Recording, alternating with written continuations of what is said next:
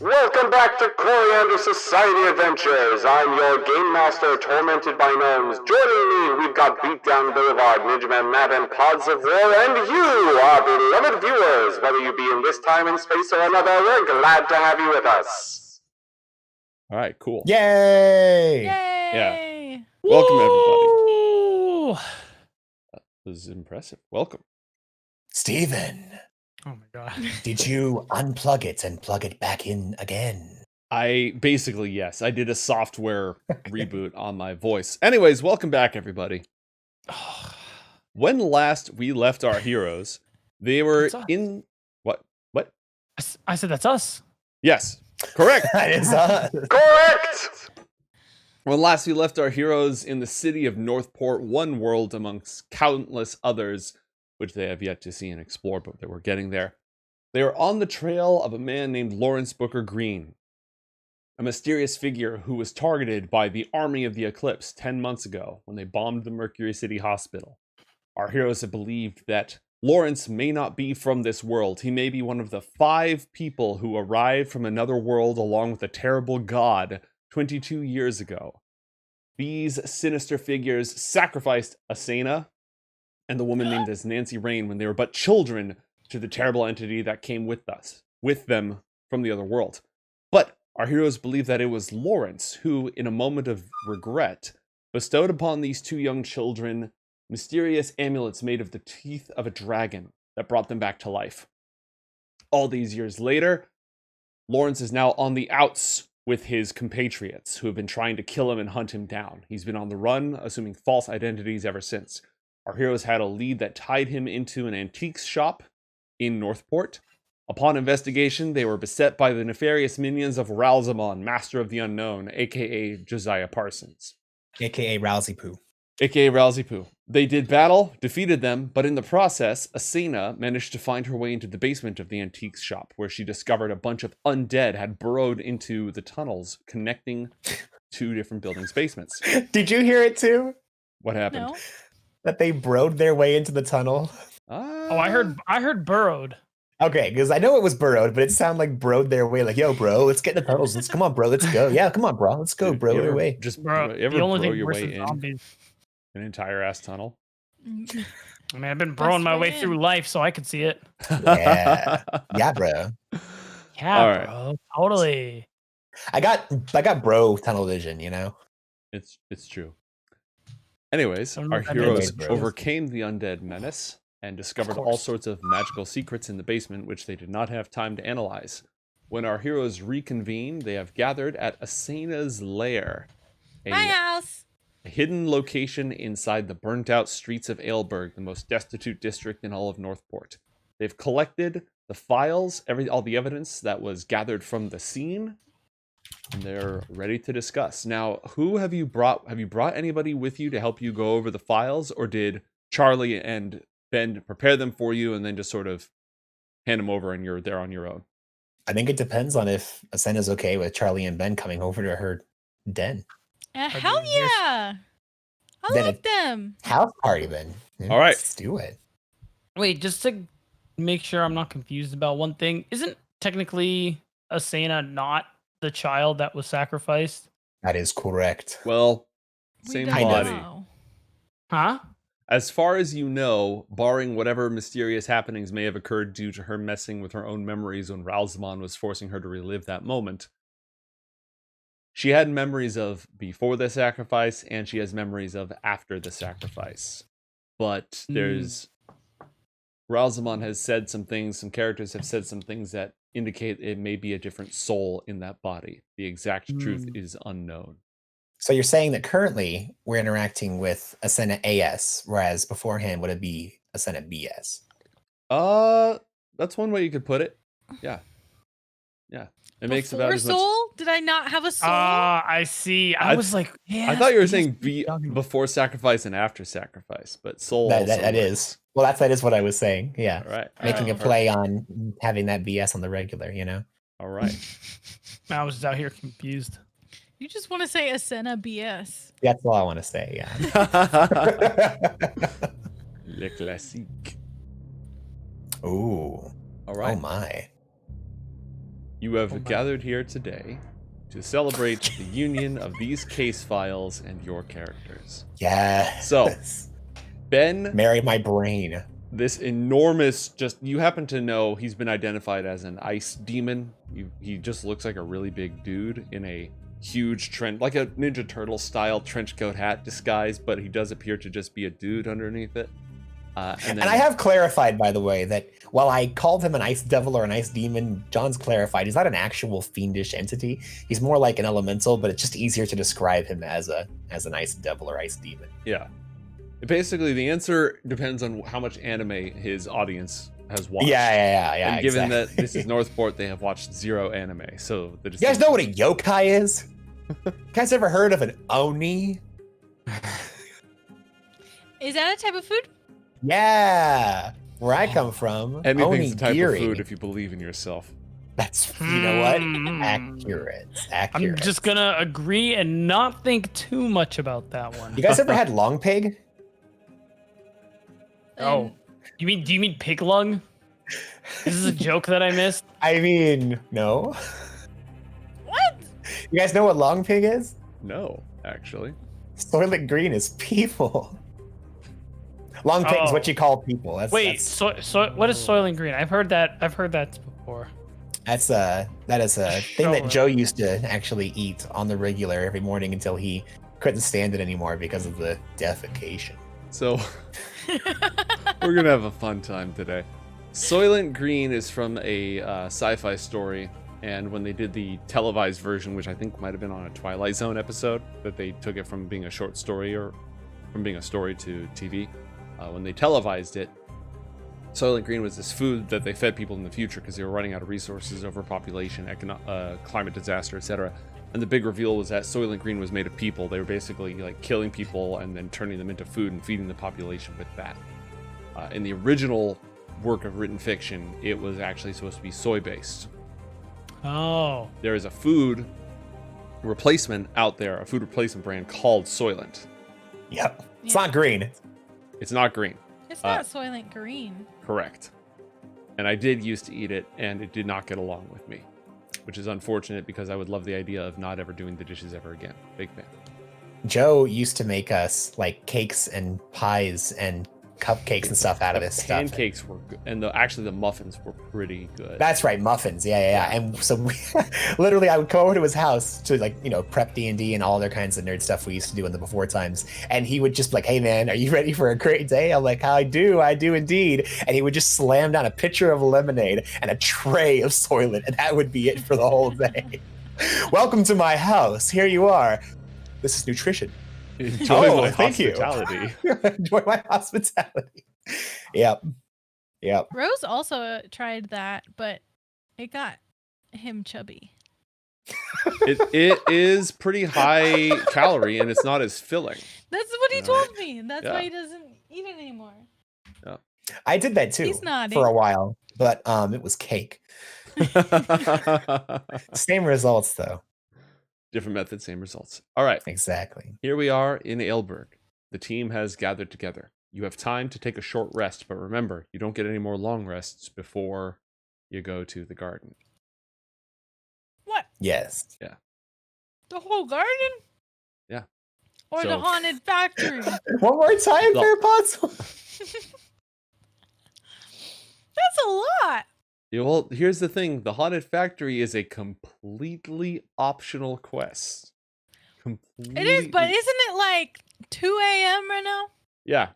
So if you Yeah, guys Pretty early. if you guys feel like kipping over and doing the Haunted Factory before you go off to intercept Sun Jia at her social gathering, then that's your prerogative. You're more than welcome to do that. Oh my god. This is like I one of just- those situations lovely. where we are it's like late at night, you want to go to sleep, but your homies say one more game.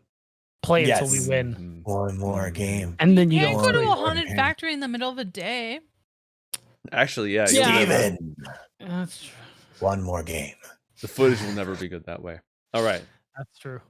No, I think we should. I mean, every single time we go somewhere like this, we find cool stuff. I feel like we're gonna find some cool stuff that may be useful in Yeah, but, like- building an undead killing sniper rifle. But have you considered that I actually need some time between now and that party to construct this undead killing sniper rifle, and B, this shit keeps working out so often. Are we not due for something to not work out? Here's the thing. If this was like, an actual show, this would be the part of the show where Gastone stays home and builds a sniper rifle for the next episode and a half, and then Asena and John go on a little like side thing where we check in with Gastone every few frames to make sure that whatever kind of side thing he has going on is working out, and whatever. But this is D&D. Okay, wait. So we're not doing that. You're coming, and then you're gonna build it anyway. I don't know. True. Are you sure that a haunted factory is the best time for us to split up? This is That's how all- every scary movie starts. Well, that's the point. For a show, it would be dramatically appropriate, because then instead of having the very logical Gastone, you have supernatural John and superstitious Asena. So when they're in the haunted factory, it's just all kinds of goozies and woozies and stuff. But that would be made for television. This is a D&D game, and we're not going to have we're not going to have Beatdown just sitting on the sidelines going, "Hey guys, I wish I was there." We are not bound by the shackles of modern day television. Exactly. We have downtime. Wow. All right. Yeah.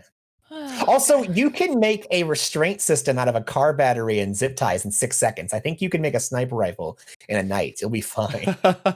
Fair enough. Fair enough. Okay, team. Ooh, that's a lot of good stuff for the story there, mate. Do you handle the fact that Charlie asked you to find his brother and you found him? I mean- Oh. When you say found him, do you mean his corpse? And his angry spectral form. Mhm. We probably be like, how much does what was his name, Charlie? Mm-hmm. How much does he know about the occult? A little bit. Bits and pieces. He Uh, works so with John, so he's at least aware that, crazy stuff happens. Okay. So we could give him the whole spiel about what happened, or we could say he died, which is which we could just say he died and kind of leave it at that, which is not necessarily untrue. It's just not the whole story.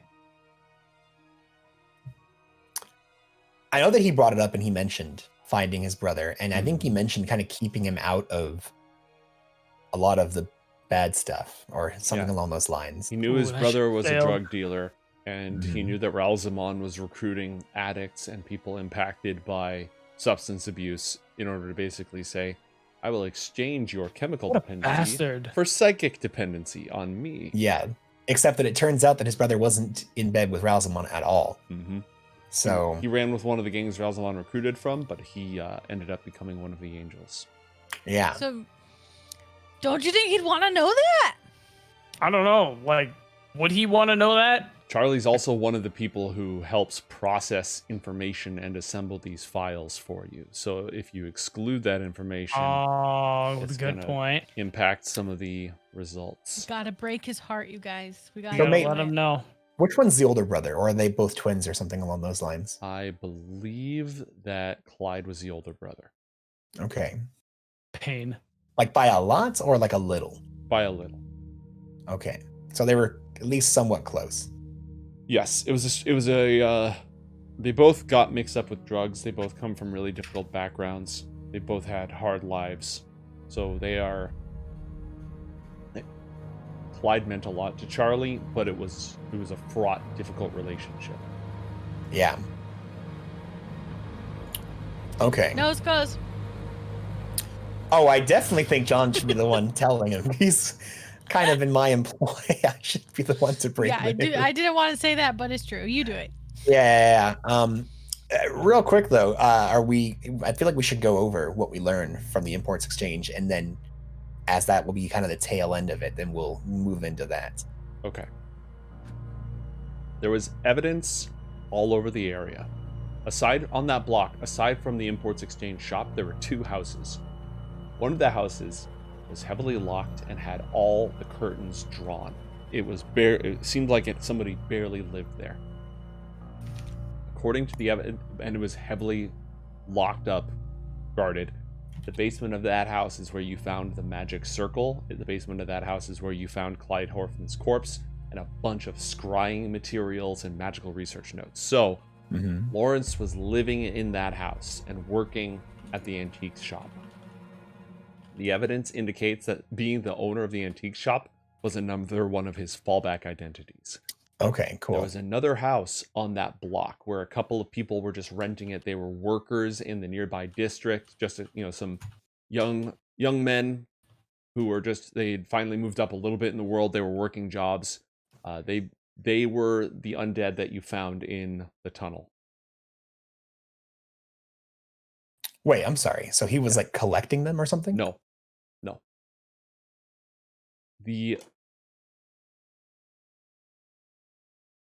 All right.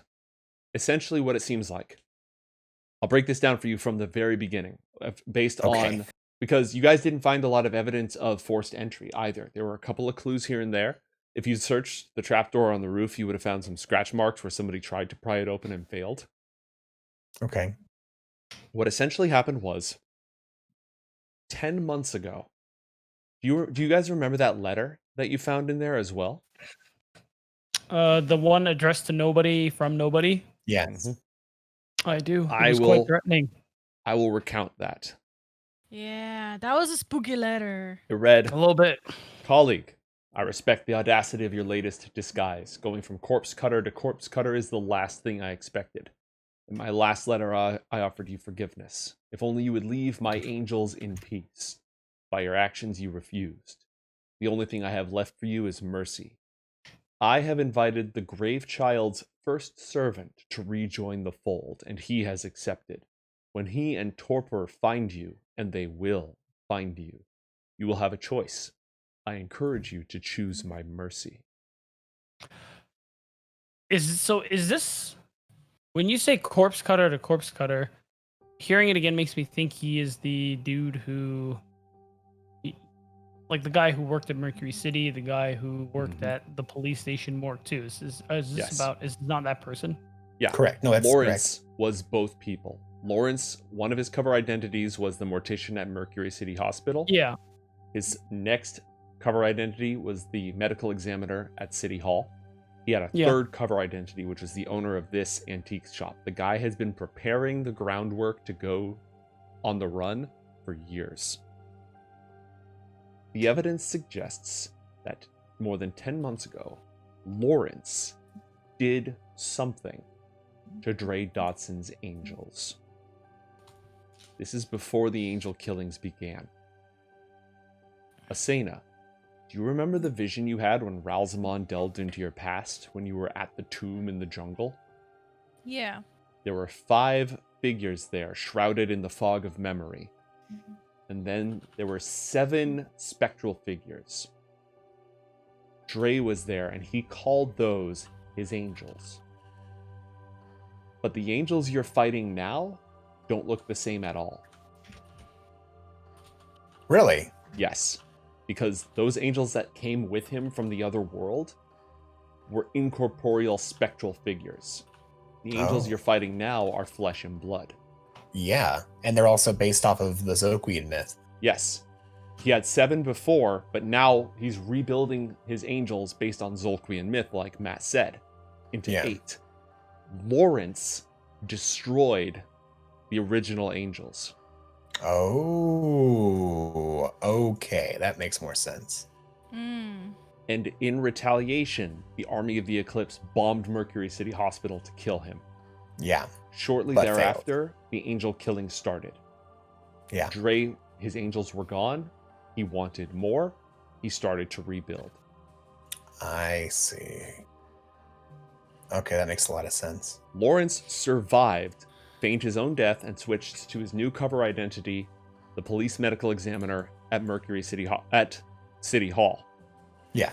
Now that the angel killings had started, and he was the one who was processing the corpses, and he has magical knowledge. You know he's a powerful spellcaster because of the special statuette he sent to himself. That never got and the evidence of a flame strike spell. Mm-hmm. So yeah, but that was magical. Lawrence Booker, right? Lawrence Booker Green. Yes. No, but No, we but that wasn't we the don't one know. who we found burned up. We don't know where he is. Correct. No. But since it wasn't him who was burned up, we can only assume he probably flame striked and then pieced out. Maybe. Yeah. He there was a flame strike spell that was used to kill one of the angel killers, which was Clyde Horfman.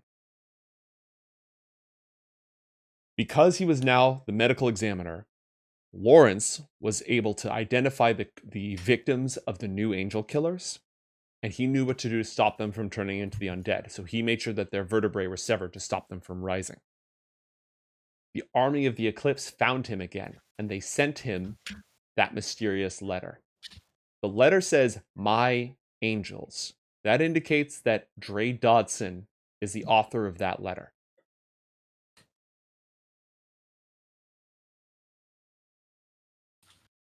Shortly after, they sent somebody, the Gravechild's first servant. The Gravechild is probably the dark power inside the catacombs, the one that Asena was supposed to be sacrificed to. Yeah. Whoever these 5 strangers, whatever that evil god, evil entity that they worship, that they serve, is the Gravechild. So they sent The first servant is likely. Oh, sorry. Go ahead. Yeah. No, go ahead. You go ahead. No, it's just it's likely one of the 5. Yes. So far, you know the identities of 3 of those 5 people. One of them was probably Lawrence Booker Green, probably the one that gave the dragon tooth to Asena and to Nancy. Yeah. One of them is Dre Dodson, who took over the army of the Eclipse and is behind the angel killings. One of them is the undead gunslinger known as Castor, who works with the treasure hunter Draken de Vry. Who was also a part of this whole thing when he was younger. Yes, he's the one who voluntarily sacrificed Asena and Nancy to the Gravechild. What? There are 2 other members of this group of 5 who remain unidentified. But I have a pretty decent idea who one of them is then. Yeah. Lawrence, What do you mean? we'll cover that in a sec, actually. We'll cover that when we get to the end of this. Okay. Lawrence fled to his backup identity, which was the owner of this antiques shop. The army of the Eclipse found him. They sent Clyde Horfman, the angel known as Torpor. Clyde got into the house next door somehow. There's no sign of a struggle. There's no sign of forced entry, so you don't know how he got in. He killed the people who lived there, raised them up as the undead, and waited. That would explain that. That's what. Okay, so they were digging in from the other house, is what happened. Those undead that we fought, where's that other family? Right, but they appear to have dug in from the antiques shop side. For some reason, they could get into the antique shop, but they couldn't get in to his house. Interesting. Oh, okay. No, I could probably figure out why. You have a theory? Do you want to share that theory? Well, I mean, obviously, if they're all undead, there was probably some sort of ward preventing undead from entering. It could have been hollowed ground in the actual domicile. All right. None of your indications, you would have done a magical analysis of the area, Matt, did not appear to be hollowed ground.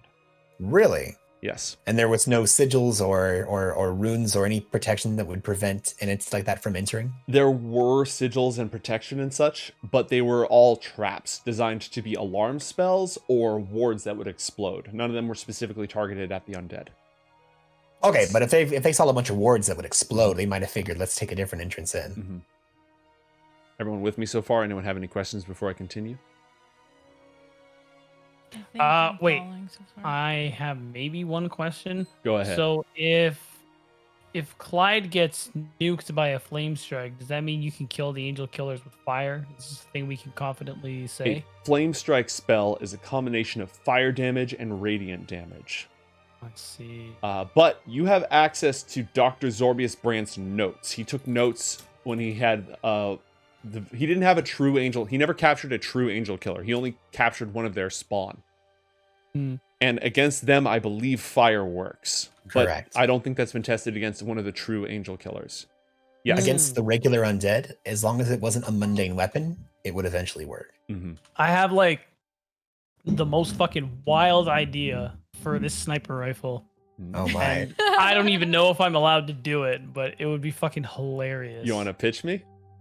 Okay. John knows how to do flame strike, right, Matt?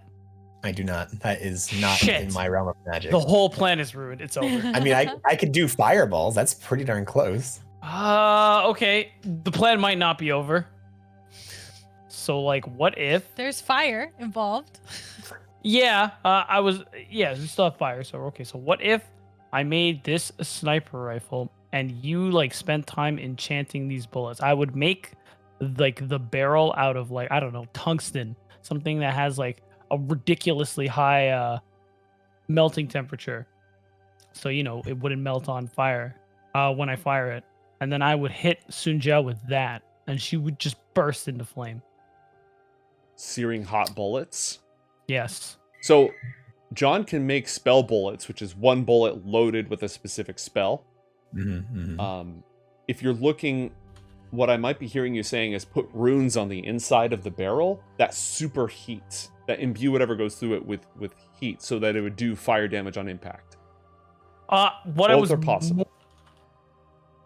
I was actually more pitching that he enchant the bullets, but I like what you're saying actually better. What are you gonna do about the radiant energy or whatever? I'm gonna hope it's not necessary. So, But you don't you have a sunlight thingy?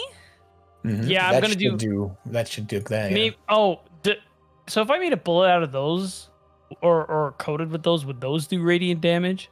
To normal life forms, no. But you know that it's effective against the angels. There's a reason Zorbius made that stuff. So it wouldn't be effective against normal life forms. Also, you guys did find a magical orb of sunlight that you're still carrying around. Yep. It's designed to be thrown, and when you throw it, it explodes into a burst of real sunlight. But I'm sure with some creativity, you might be able to come up with alternate ways to use that power source. I will make a mortar, and we will fire it as such. I was thinking like a grenade launcher. That's basically same. All right, I need a range check on the fire mission. SL, can I get a range check on that? All right, anything else before I continue with your findings? I just wanted to add on, I have a really interesting idea. So aside from being a runesmith, John has dabbled in mixing and matching his magic in the past. This would be an extremely expensive bullet, but we could possibly craft a bullet where I could have, upon impact, it would create an inward-facing magic circle that would prevent a specific creature type from leaving the circle. And I could likely combine that with some kind of overtime damaging spell that would just trap them inside of it and immolate them from within the circle. How expensive are we talking? Like really expensive. Okay. Is there a chance you can make two? Probably not. This would probably be in the time frame that you have. No. Yeah, this would likely be a lot of inspiration, and this would be a one shot you cannot miss. God. Now the nice thing is, it'd better if you hit them, but as long as it was with the magic circle spell, as long as you hit anywhere within 5 feet of them, it would theoretically trap inside of it. All right, that works. I'm actually super interested in that. I will still make other weapons of sorts using the luminescent goo, but I think that's actually a pretty cool idea as long as we have the inspiration and the DM's blessing. You found some other stuff on site that we're going to go over that could help with this endeavor. Does like the mercy part feel weird to anybody? Huh? In this letter, it says mercy twice. Oh, yeah, that seems weird. I mean, it could just be a threat, right? But yeah, Dre Dodson. This could be a dense letter. Dre Dodson is a powerful necromancer. Necromancers can do things to you where death would be a kindness. That's scary. Yep. Spooky. I don't want to know what a necromancer is. You'll probably find out with our current trajectory. I'm not gonna lie. So, just to give you an idea, Asena, technically. I don't want one. Oh, I'm all just right. kidding. You can Well, take then it. never mind. I'm kidding. There are 8. Well, okay, it's debatable, but in terms of basic magical theory, there's 8 different schools of magic. I happen to be a master practitioner of abjuration. I specialize in protection and warding spells, making sure that I protect me and those around me. There are others who specialize in necromancy. They dabble in controlling, manipulating both necrotic energies and the animate of deceased bodies. So that's what necromancers are. They will mess with you when you're dead, and they can also kill you to make you dead and then mess with you. Oh. And the really bad ones can do even worse things. Which is why it's good to have me around, because I can help against those kind of things. By the way, just to clarify, it is a very gross misinterpretation of the schools of magic. Necromancy is not generally inherently bad. Just it usually draws the attention of inherently bad things. Yeah, that sounds about right. Necromancy doesn't kill people. Necromancers kill people. That Oh, is God. correct.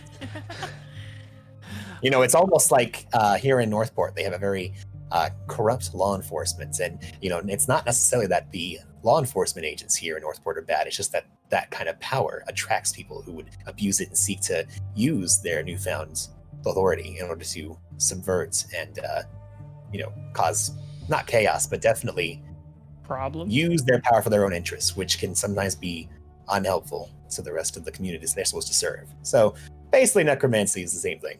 There's a really quick just tangent on that point. Imagine if cops were also necromancers. How fucking scary would that be? I choose immediately to not imagine that. Fair enough. Understandable. Have a nice day. That'd be awful. I brought him in, dead or alive. Well, okay, I brought him in. He's Why dead, not but I both? still brought him in. You know, he can still stand trial, sir. You know? Yeah. That'd be an overachiever right there. I'm making notes. One of the worlds you guys travel to eventually. I'm writing this stuff too. God. Gravedigger. Yeah, man. I'm looking forward to that. Yeah. I'm looking forward to that. All right. That would be a fun world. We just Dude, traveled John would make so much sense Yorick. in that world. It'd be so good. A story for another day. Yes. Mate, it's not possible for me to put a disintegration spell in one of his bullets, is there? No, it would take a lot. It would take at least as much time and energy as it took you to build the dragon. That's what I was thinking. Yeah. You guys have one day, maybe later on, but not. You don't have time right now. How much inspiration would it take for me to have time right now? I'd need inspiration and a lot of other factors. Let's I'm at 0, so I don't know how well that would work. let's run through the rest of this. Right. Okay. Somebody lured the land. So the undead were hiding in the basement for a few days. The zombies you found down there, one of them was the landlord. By doing a little bit of the landlord of the property. Yeah. By doing a little bit more investigation, you tracked a call. Somebody called the landlord who owned the property and complained that Lawrence was selling drugs. And they got Lawrence to come in and open up the house and let them in. Okay. Ah. The attackers came in from 2 directions. Some came in from Lawrence was in the basement when the attack happened. Some of them came in down the stairs. Some of them burst in through the tunnels. They attacked him from all sides. There was a fight. Lawrence annihilated Clyde with his magic. He used a teleportation circle spell to escape. One more thing that happened. That night, the Northport Provincial Museum reported a disturbance. Wait. You mean the same one that the one that I know of, right? Yes, they reported a disturbance that night. Oh. That was us, Gastone. You remember? Wait a minute. When you say which disturbance? Did we not meet on the top of the museum? Oh. Oh, wait. You mean when we That was like a week ago. fell off Wait, the roof? oh my god, that was how much time has passed since then? It's been several Like, days. At least a week. Yeah. Yeah, it's been at least a Yeah. week. The timeline, okay, yeah. as cool as it would be, the timeline does not quite match up. Darn it. Yeah. But oh, okay. Oh, I'm really glad that wasn't me because that hurt a lot. That's the reason I have this. Were you guys at the museum when that happened? Really? It wasn't the museum. They had some statues inside. It was like a nice It was an apartment building that had some that's what I art thought. in the area. I Okay. don't remember. It was 15 weeks ago. Yeah, this is ages and Or ages more. ago. So Wow. Yeah. Didn't we start this in like November? this is like crazy. episode 16. Yeah, Yeah. of our 8 episode Move over, series Critical that I Role. originally pitched. Oh, just saying that made my stomach hurt. It's okay. I don't watch Critical Role. I can say that. Yeah. That's how that works. Exactly. So there was a bunch of magical stuff that you found. Asena, you remember that when you were down in the basement, you found an object covered with a cloth. You found another copy of the picture of the expedition 22 years ago. There was a picture of Lincoln, Giotto, and his wife, and there was a fancy cigar there. Your investigative skills reveal that cigar was taken from Lincoln Giotto's house. John, Nice. the item Yep. underneath the cloth was a crystal ball. Not a magic enchanted crystal ball, but the But a kind of focus. crystal ball you can use to scry on people. So when you're trying Perfect. to magically spy on people, if you have a picture of them, it helps. And if you have an object Yep. that they owned, it helps. So Or their Lawrence finger. was scrying on some of these people. He was scrying on Lincoln Giotto. He was scrying on the other members of the original expedition. Why would Lincoln Why Giotto be can't you smart? do that, John? That sounds so much easier. It's true. Does sound pretty easy. I do that all the time. You don't have a crystal ball. You have this little You can go spy on people. whatever this thing is called. I have my spell phone. Well, That's what then I why use. haven't you phone. used it? Yes. I have used it on the regular before almost every adventure. No. You don't talk about Just that. no. No. No, you're wrong. How do you think I found you when you were at the Carrington Hotel? Oh, that's a good point. Chester? Oh, that's another good point. Is there like a weird world where Asena doesn't believe that John can do that, even though he's shown that he can do stuff like that? Not only is it a weird world, Matt, I think it's this world. Yeah. I think that she is learning more about this Lawrence person who, like, literally saved her life. And he just sounds like he's a lot more powerful than you. Wait, I've literally saved your life. Yeah, like several times. Okay, I'm yeah, calling. But I was a I'm kid, it was calling more BS. impressionable back then. It's like a I'm nostalgia calling thing. Asena BS on this one. Okay, so here's the thing. If I wasn't so incredibly weak from all these fights and I have almost zero spell power, I would bust out a scry right now just to prove that I could. Oh, But you know what I'm okay. not gonna do? It's I'm not kind gonna of do that. convenient. It's just very convenient. Young lady, I was gonna give you a spell tattoo, but now I think I'm gonna wait. Excuse me? Or I just don't think I could possibly do that. I don't have the same kind of magical aptitude that this Lawrence Green must have. Maybe you can ask him for one. Yeah, maybe I will. Hey, Gastone, you want a spell bullet? Oh hell yeah! Here he has one. John takes a Want spell another? bullet out of his pack and I don't even look what it is. I just throw a spell bullet at him. Let's go. Gastone, roll a 1d8. All right, He's actually doing it. I'm actually doing it. let's 1d8. 4. A 4. Let's see. 1, 2, 3. Wow. Okay. Bad wow, good wow. Gastone, please write that you have a spell bullet of Evard's black tentacles. Pass spell bullet Evart's black tentacles. I'm just gonna throw that into the chat bar so you can see what that does. Squirming ebony it's a 20-foot radius on the ground that you can see within range for the duration. These skills turn the ground area into difficult terrain. Okay. This creature has creature must succeed on a saving throw of 3d6 bludgeoning damage and be restricted. What? This isn't a bullet? Yeah. And it lasts for a whole minute. What? So instead of, it targeting a place that you can see within range, it emanates from wherever the bullet hits. Dude. Yeah. That's kind of nuts. Thank you. So John throws it at you and it's sees that just big black bullet with the red etchings in it and is like, oh. That Yeah, one. be careful. where you use that. And then John gives you a brief description as to what exactly that thing is capable of. Make sure we are very far away when you discharge that round. Yeah, 20 feet is quite a radius. That's a fireball range. Ugh. Wizards usually judge things by, is that a fireball range or not? And that's a fireball range. I didn't ask how far away they are. I said I cast fireball. That is correct.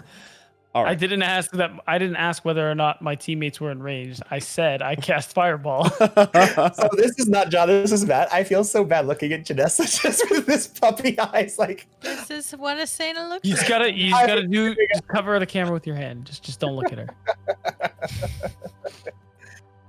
I'm just gonna stay this way. She's gonna forget. Gotta give her 5 minutes. So there are a few other things that were discovered Right. down there. The shop mostly real quick, I'm sold. sorry, one more thing. Can I just do one little roleplay thing? John, seeing that the Asena is like not looking so hot after that exchange, John's gonna cast prestidigitation, and he's going to create a small little gummy, like a little like candy treat, and he offers it to Asena. Literally the same tactics I used when I used to babysit. This happiness, Asena, for the next hour. As long as you chew on it, it will never dissolve or get any smaller or any bigger, and it will give you the most scrumptious, sweet taste you've ever had in your life. You Are accept you this sure it artifact. tastes good? Oh. Would you What- like it, or do you want me what to did give you you the say? I didn't hear you. I think You- I you cut think you, out like, a little briefly bit. cut Yeah, out. you had chop for I a asked, sec. do you accept this artifact that I present to you, or should I give it to Gastone?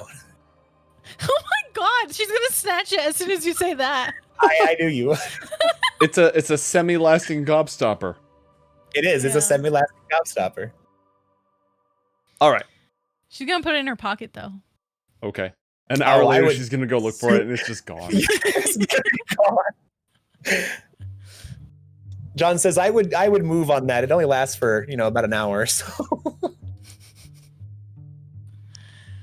Has a very, very short shelf life.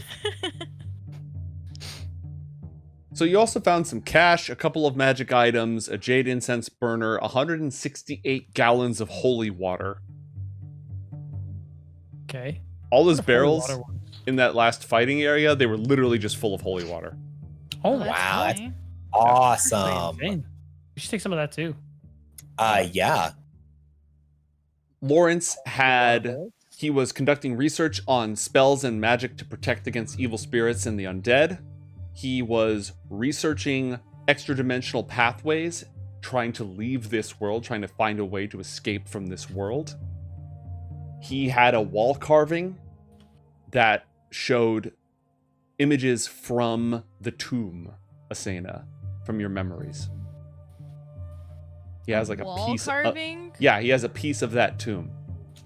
Use a piece of the wall. Mm-hmm. It's not a very big piece of a wall.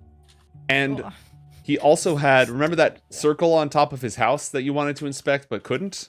yeah. He's been tracking the stars and comparing them against the grand eclipse that happened on the day that the 5 of them entered this world. And he has a carbon copy of Drake Dodson's adoption paperwork. The paperwork Oh. that the mayor used to adopt Dre. Oh. Okay. That's very interesting. And whose turn is it for an act of God? I think the last one was me. I think I had it. Yes. Oh, we Well, had I think two. we said that you and I had gotten the most of them, so we gave the last one to Gastone. So I think now it's free up in the air again. Okay. Do you wanna roll off for it? Roll off, roll out. Each you roll 1d20. We're gonna do this act of God, and then we're gonna take a quick break. Oh. Okay. Hey, I mean, natural 20. All right, John, pick it up and Doesn't throw it even down. Let's see what we matter. get. Draw 15 cards. Oh, bam. Did it work? There we go. It's in your hand, real throw it tiny. down. It's real little. There we go. oh, A squirrel. What the hell? Asena notices an interesting object, but acquiring it could make your life worse. Oh, No. We are they're gonna. all Asena. These That's cards a are all really- They're Asena. not. They're all over the place. We just keep getting Asena draws. All right. When we come back, there will be a shiny, potentially dangerous object. So, folks, stick around. Don't go anywhere.